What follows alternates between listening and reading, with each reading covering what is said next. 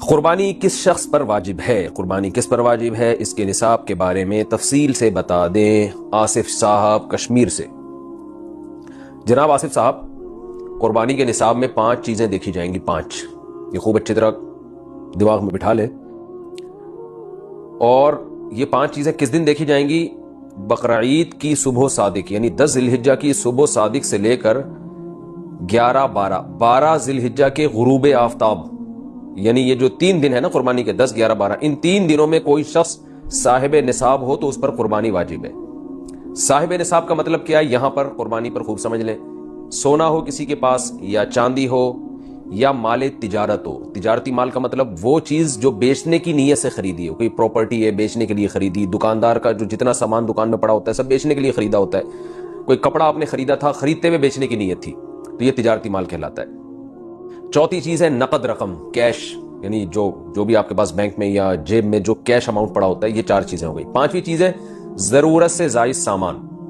ضرورت سے زائد سامان میں بہت تفصیل ہے، آسان اس کی ایک جو ہم اگر ضبط کر سکتے ہیں تو وہ چیز جو پورے سال بھی استعمال نہ ہوتی ہو، گھریلو چیزوں میں وہ چیزیں جو پورے سال بھی استعمال نہ ہوتی ہو، جیسے کپڑے کوئی یا برتن ہے، ڈنر سیٹ ہے، پورے سال استعمال نہیں آتا۔ اسی طرح کوئی پراپرٹی پڑی ہوئی ہے جو نہ کرائے پر دی ہے آپ نے اور نہ آپ اس میں رہتے ہیں، وہ پراپرٹی بھی ضرورت سے زائد میں داخل ہے۔ تو یہ جو 5 چیزیں ہیں، کسی کے پاس یہ 5 چیزیں، ان کی جو ویلیو لگائی جائے گی تو ان 5 چیزوں کا مجموعہ اگر 52.5 تولہ چاندی کے برابر ہے، 52.5 تولہ چاندی آج کل 65-70 ہزار کے لگ بھگ ہے، نیٹ پہ سرچ کر لیے گا، تو کسی کے پاس یہ 5 چیزیں، یا 5 میں سے 4 چیزیں، یا 4 میں سے 3 چیزیں، یا 3 میں سے 2 چیزیں، یا کوئی ایک چیز 52.5 تولہ چاندی کے برابر ہے، اور یہ بقرعید کی صبح صادق سے لے کر ذی الحجہ کی 12 تاریخ کی غروب آفتاب سے پہلے تک رہتی ہے اس کے پاس، تو ایسے شخص پر، یعنی بقرعید کی صبح صادق کے وقت اس کے پاس یہ نصاب موجود تھا اور یہ 13 تاریخ کی ذی الحجہ تک اس کے پاس یہ نصاب موجود رہتا ہے، تو وہ صاحب نصاب کہلائے گا۔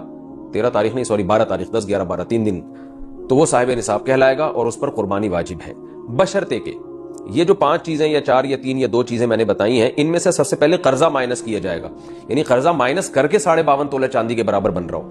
اسی طرح گیس بجلی کا بل جو ان کے اوپر لازم ہے وہ بھی اس میں سے، یا جو مہینے کا راشن آئے گا وہ بھی مائنس کیا جائے گا، جو گھر کا ضروری راشن ہوتا ہے نا وہ بھی مائنس کیا جائے گا۔ مائنس کرنے کے بعد اگر 52.5 تولہ چاندی کے برابر رقم بچ رہی ہے تو ایسے شخص پر قربانی واجب ہے، چاہے مرد ہو چاہے عورت ہو۔ تو عورت کیسے قربانی کرے گی؟ سونا خواتین کے پاس بہت ہوتا ہے، چاندی ہوتی ہے، چاندی نہیں بھی ہو تو سونے کے نصاب جو ہے اس کے ساتھ اگر 1 روپیہ بھی ہے تو وہ بھی 52.5 تولہ چاندی کی قیمت دیکھی جائے گی اس میں بھی۔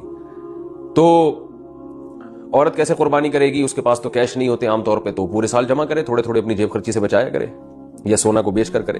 البتہ کسی کے پاس صرف سونا ہی ہے اور یعنی باقی 4 چیزوں میں سے کچھ بھی نہیں، 1 روپیہ بھی نہیں ہے، تو پھر 7.5 تولہ سونا جب تک نہیں ہوگا قربانی واجب نہیں ہوگی۔ یعنی سونے کے ساتھ اگر چاندی ہے یا پیسے ہیں یا تجارتی مال یا ضرورت سے زائد سامان ہے، پھر سونے کی ویلیو دیکھی جائے گی، سونے کو نہیں دیکھا جائے گا۔